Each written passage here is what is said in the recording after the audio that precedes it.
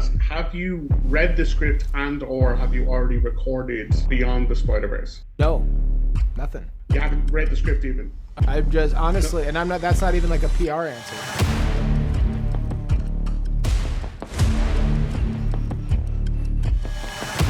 In a recent interview, Haley Steinfeld mentioned that she has not recorded a single line for Beyond the Spider-Verse. Conclusion? Blue balls you. Ain't no fucking a 2-hour trailer for the next film!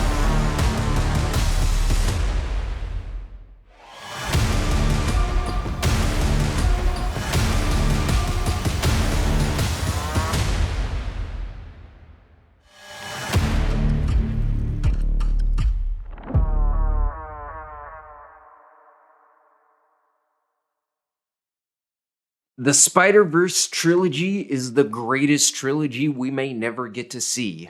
At least that's how it feels sometimes. The final installment of the franchise was set to come out in March of 2024, but with constant setbacks and events occurring to help delay the film, fans have begun to wonder if they'll ever get to see the final installment. Most fandoms at this point would have forsaken the franchise. At the least, they would have been very negative about all the events that are happening surrounding the film. That hasn't quite happened with the Spider-Verse fandom yet, but it is getting there. To say that the final film is simply delayed is not doing the story any justice. Despite Sony having a rocky track record with the Spider-Man IP, they actually managed to make something special with the Spider-Verse, and it's something that fans have heavily gravitated towards. But cracks in the foundation are beginning to show. A story would break that would not only give the film its first setback, but the franchise's first real negative headline.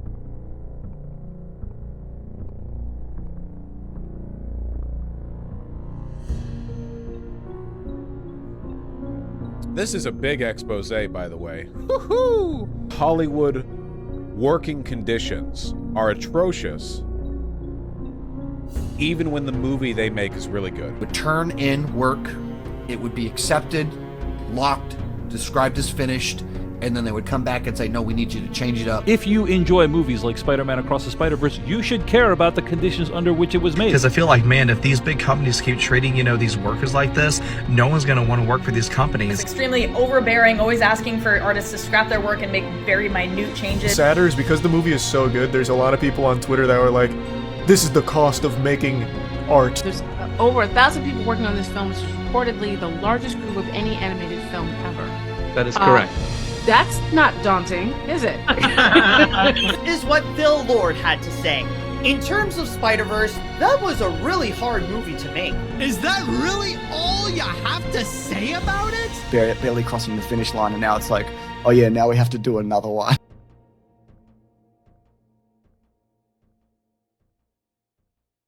Fans could already see the writing on the wall for this film's delay. But there was still a small sliver of hope. No one was writing the movie off quite yet, and they thought if it did get delayed, it would maybe be by a few months, maximum 1 year. And it's at this point that they knew if the delay did occur, it would be due to those working conditions. However, an event would happen that would catapult production into a corner, and it was so large that it would confirm fans' worst fears. Well, the clock is ticking in Hollywood. If a deal is not struck by midnight, a walkout could have a huge impact on your favorite movies and TV shows and more. The men and women who write for your favorite television shows and movies are set to walk off the job at midnight. Hollywood actors have joined screenwriters in the first dual strike by the two unions in more than 6 decades.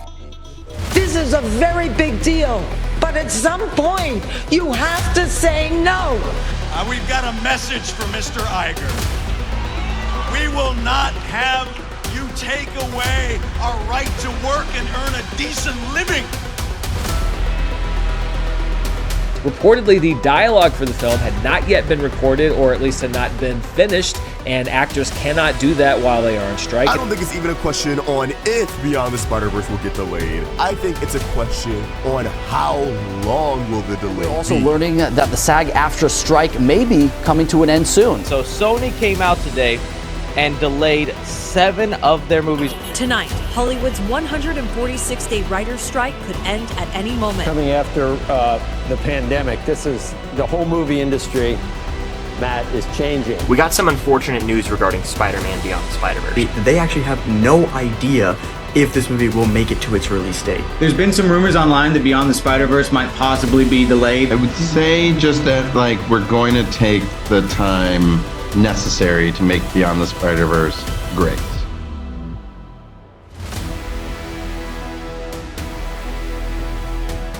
Spider-Man Beyond the Spider-Verse has been officially delayed indefinitely.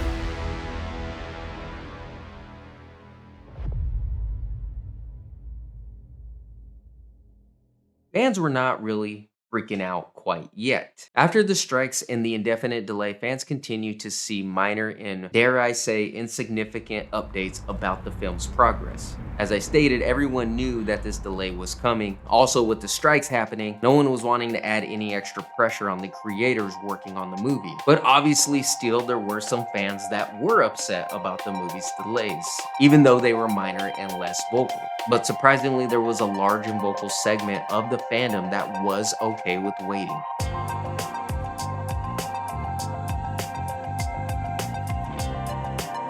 To me, this indefinite delay is perfect because in my opinion, Beyond the Spider-Verse needs a substantial amount of work done. But if there's one movie I'll be okay with them delaying, one movie that I allow them to take their time, it's this one. And now we just have to wait, which is not necessarily a bad thing. I think that's going to build up a lot of anticipation. If we are kind of acknowledging that the quality of the first film is what led to the success of the second, you know they're going to also want to hit it out of the park with the third Spider-Verse film. There are some questions that could be asked about the way in which this final movie has been handled. Could they have maybe waited until they were ready to animate and record both films at the same time, similar to other big production budgets in Hollywood in the past? But then would the strikes have crumbled those plans anyway? So it's at this point, fans are waiting for some sort of real update. They're still getting updates via the producers, but they're minor tidbits. However, a report of a setback so large in production would come out that even the most devout Spider-Verse fan would be shaken.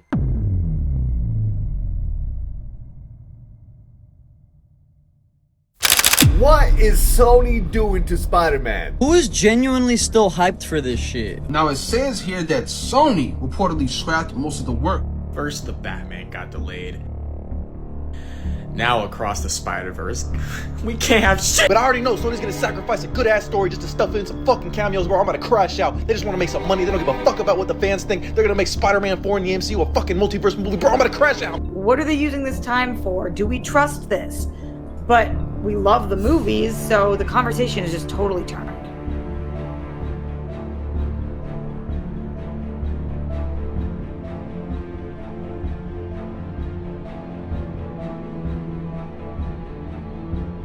This has led to a lot of hullabaloo online and some response from the creators working on the project. It's not terribly surprising. The people working on the movie start to chime in. Daniel Pemberton, the composer, he chimes in. It's like anybody can say stuff on the internet. This is alleged from one person to another. We don't have evidence of their conversation or the source. It's kind of annoying because we're always getting information that people all jump on. Because none of this played out normal.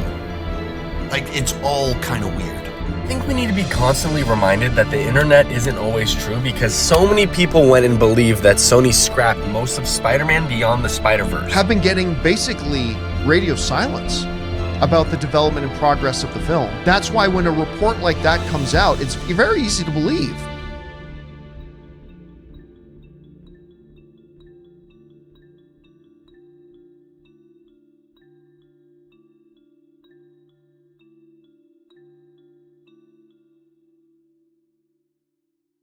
Even though the Snyder Report turns out to be false, it still does its part in shaking up the fan base. And it's at this point in the timeline that your movie has been indefinitely delayed for over a year. And you've also only been giving your fans small and minor updates via the producers.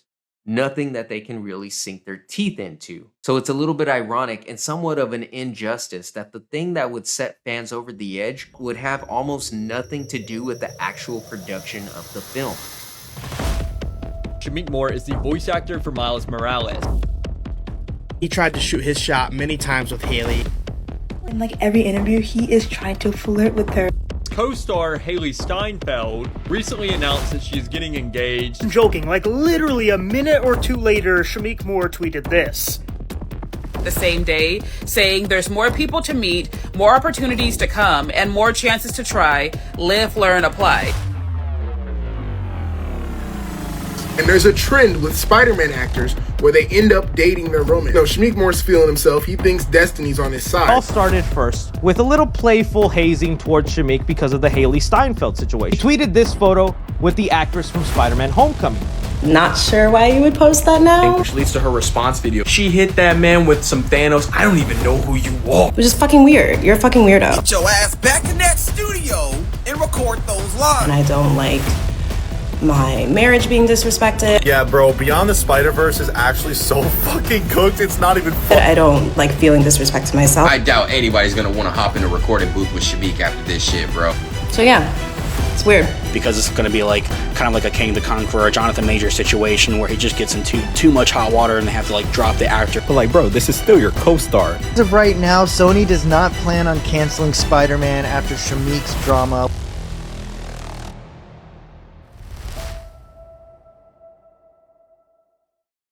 So fans overreacted, but understandably so. Despite the fact that it didn't make any sense how the situation would actually cause the movie to be further delayed, it's easy to understand how fans would come to that conclusion, considering that the creators weren't really providing any updates. And ironically, in the midst of all this, we actually got a solid update about the future of the film. I like to connect the dots between real life stories and fiction because one mirrors the other. And the lessons and takeaways gleaned from this story are ones that could be talked about for years to come. Most fandoms at this point would be rioting in the streets if they experienced these type of delays of their favorite franchise. But Spider-Man fans are built with something different. Spider-Man has been the cornerstone of pop culture. Fans from all over the world have grown up with many iterations of the character. And Spider-Man himself has represented one major theme: perseverance. We've all seen the character of Spider-Man experience many setbacks. Spider-Man is not a hero to us because of all of his great feats and accomplishments, but because he perseveres through all the major and minor obstacles. All of us, having grown up with this representation, have learned the same thing.